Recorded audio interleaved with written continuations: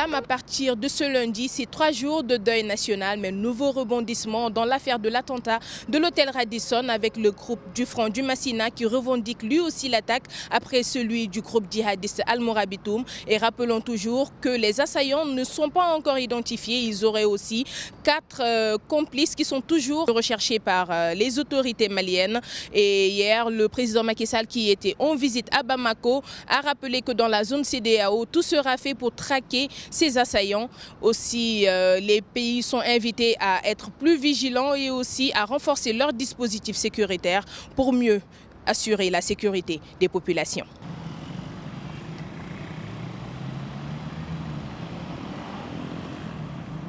Ambiance normale dans les artères de Bamako ce lundi. La capitale malienne retrouve ses habitudes après l'attaque du Radisson. Véhicules piétons se cherchent en chemin dans les embouteillages. Les marchés sont pris d'assaut.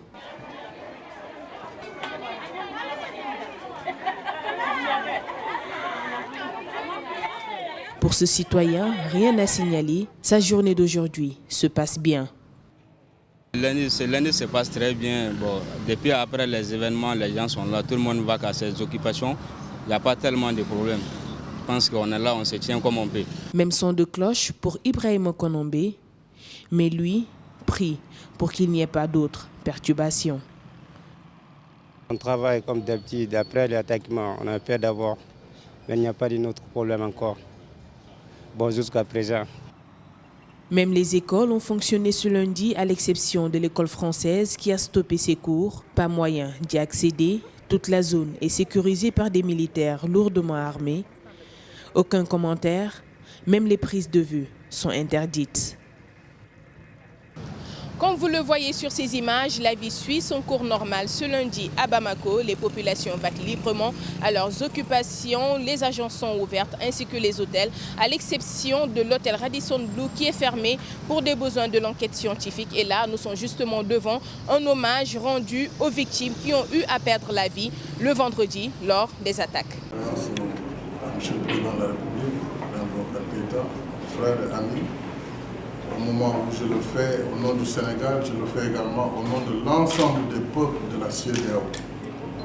Et en attendant que le président, en exercice de l'OMVS, président Alpha Condé, et au nom également du président mauritanien Mamadou Abdelaziz, nous avons décidé à l'échelle de l'OMVS d'observer 3 jours de deuil national dans chacun des pays, en même temps que la République sœur du Mali, pour exprimer cette solidarité agissante et notre volonté, en tout cas, de partager le même destin et le même combat.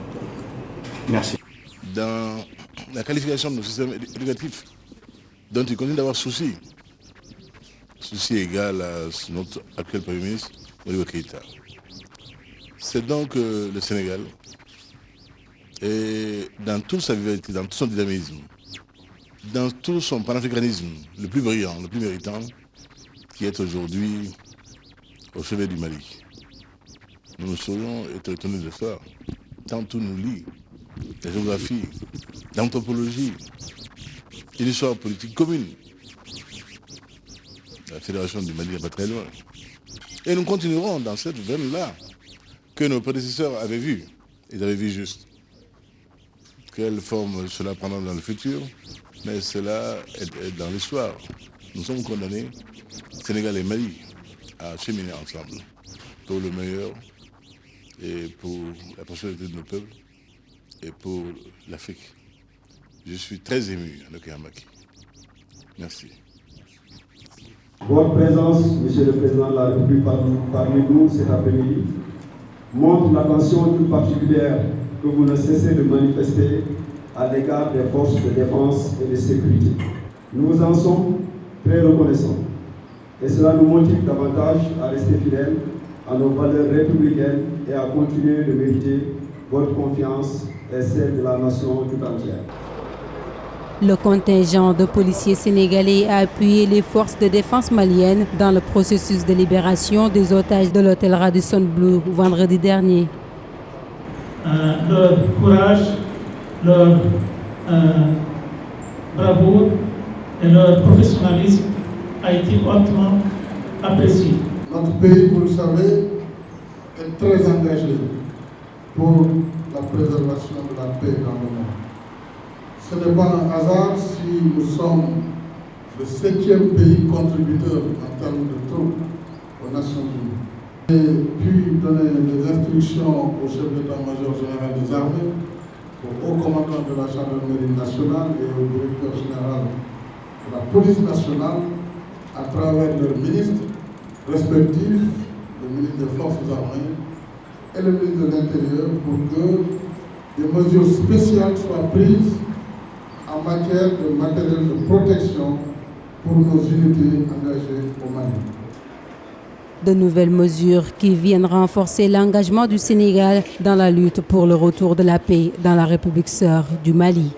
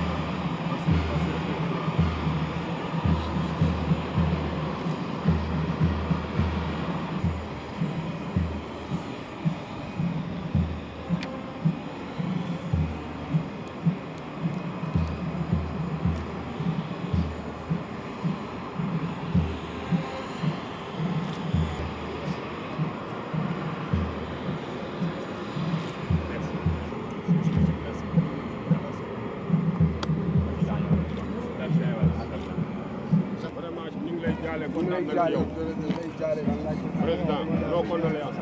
Vraiment, nous les Sénégalais du Mali sont très contents ici et bien reçus. Vraiment, merci beaucoup, Monsieur le Président. Merci.